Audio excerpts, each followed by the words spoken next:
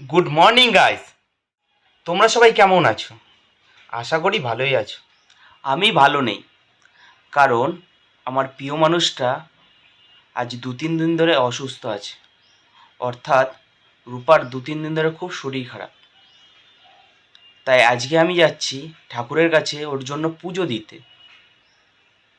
তোমরাও প্রার্থনা করো ও যেন খুব তাড়াতাড়ি সুস্থ হয়ে যায়। তো এখন আমি তাড়াতাড়ি স্নানটা করে নিই। স্নান করা কমপ্লিট হয়ে গেছে, এখন তাড়াতাড়ি রেডি হয়ে নিই, বেরোতে হবে পুজো দেওয়ার জন্য। আমি এখন রেডি হয়ে গেছি, এখন বেরোবো বাইক বুক করে। এখন আমি রাস্তায় এসে গেছি আর বাইক বুক করা কমপ্লিট হয়ে গেছে আমার। চলো মন্দিরের দিকে যাওয়া যাক।